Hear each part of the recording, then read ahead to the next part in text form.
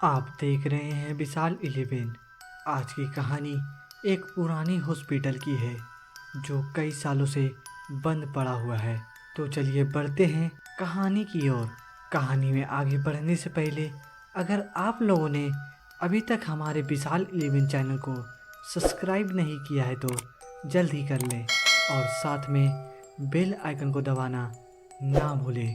तो आइए चलते हैं कहानी में। राजस्थान का हॉस्पिटल पिछले 10 सालों से बंद पड़ा हुआ है। इस हॉस्पिटल के बंद होने का कारण यह बताते हैं कि 10 साल पहले इस हॉस्पिटल में डॉक्टर सागर रहा करते थे। वह इस हॉस्पिटल के एक सीनियर डॉक्टर थे।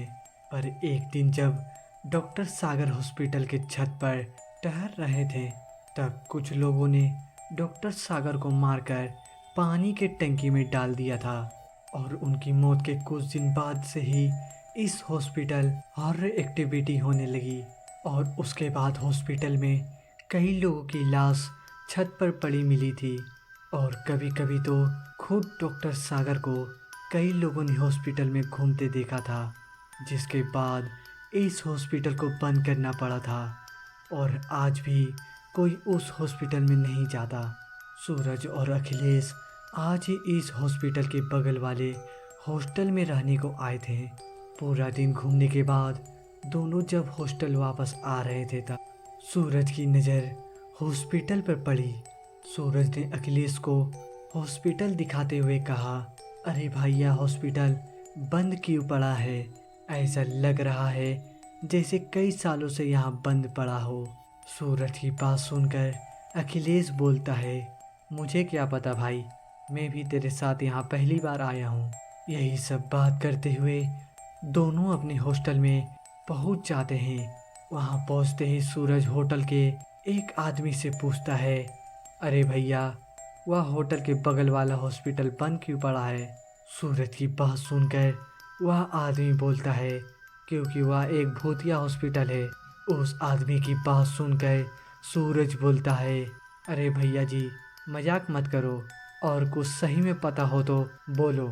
सूरज की ऐसी बात सुनकर वह आदमी एक बार थोड़ा दांत पीसते हुए बोलता है, अगर मेरी बातों पर विश्वास नहीं है तो खुद ही जाकर देख लो। इतना बोलकर वह आदमी वहां से चला जाता है। उसके जाते ही अखिलेश सूरज से बोलता है, अरे तू भी कहाँ इस पागल की बातों में आ रहा है?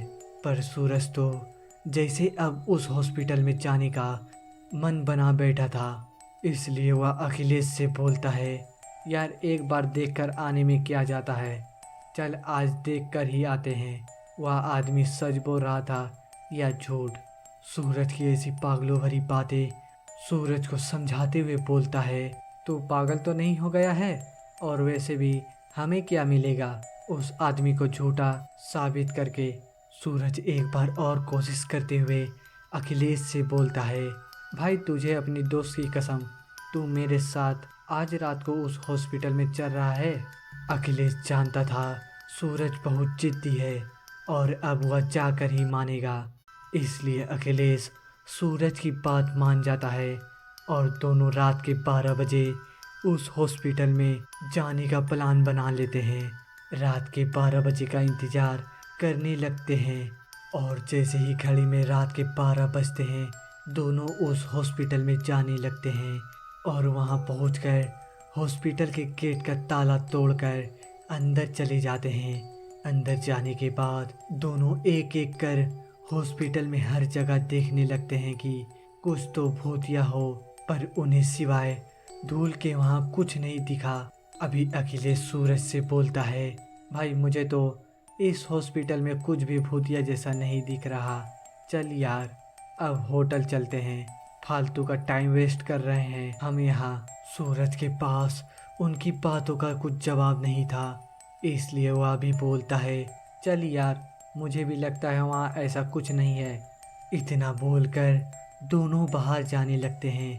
तभी उनके पीछे से किसी की आवाज़ आती, कौन हो तुम लोग?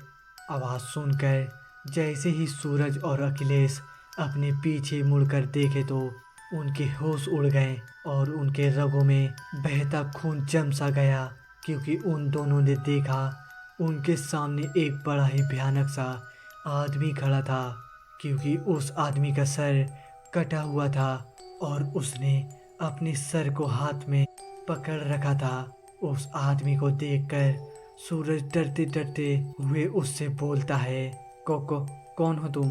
सूरज के इतना बोलते ही वह आदमी पहले तो जो अपने सर हाथों में पकड़ रखा था उसे उसने अपने गर्दन पर रखा और अपनी भयानक आवाज में कहा, मैं डॉक्टर सागर हूँ और तुम मेरे पेशेंट। इतना बोलकर वह सूरज और अखिलेश के हाथ पकड़ लेता है और घसीटता हुआ अपने साथ ले जाने लगता है और डॉक्टर सागर उन दोनों को अपने साथ ऑपरेशन थिएटर में ले जाता है। पहले तो वह अखिलेश को एक कुर्सी में बांध देता है, उसके पास सूरज को ऑपरेशन थिएटर के बेड पर लेटा देता है और कैंची से उसका पेट काटने लगता है और काटते काटते सूरज के दोनों पैर अलग करके रख देता है। सूरज दर्द से तड़प और चिल्लाए जा रहा था, पर उस डॉक्टर सागर पर उसका कोई असर नहीं हो रहा था। तभी अखिलेश के हाथों में बंधी रस्सी अपने आप खुल जाती है और अखिलेश जिस कुर्सी से बांधा था उसको उठाकर डॉक्टर सागर के सर पे मार देता है। कुर्सी डॉक्टर सागर के सर पे लगते ही उसका सर नीचे गिर जाता है। अखिलेश बस खड़ा खड़ा यह सब देख रहा था। वह बेचारा कर भी क्या सकता था और सूरज को तो अपने दर्द के आगे कोई होश भी नहीं था, क्योंकि बेचारे के दोनों पैर जो कट चुके थे। तभी डॉक्टर सागर अखिलेश की तरफ मुड़कर बोलता है, अच्छा तुम्हारे दिमाग का ऑपरेशन करना है। इतना बोलकर डॉक्टर सागर ने अखिलेश को पकड़ लिया और घसीटते हुए उसे ले जाकर सूरज के बगल में लेटा दिया। अगले दिन जब वहाँ पास के लोगों ने हॉस्पिटल का गेट खुला देखा तो लोगों ने सोचा कि हॉस्पिटल में चोरी हुई होगी, इसलिए वहाँ के लोगों ने पुलिस को बुला दिया और पुलिस ने जब अंदर जाकर देखा तो उनको लोगों की कटी फटी लाश मिली। सूरज की लाश के तो दोनों पैर कटे हुए थे और अखिलेश का सर ऊपर से कटा हुआ था। डॉक्टर सागर मर तो गए थे, लेकिन वह अब भी लोगों का ऑपरेशन कर रहे थे।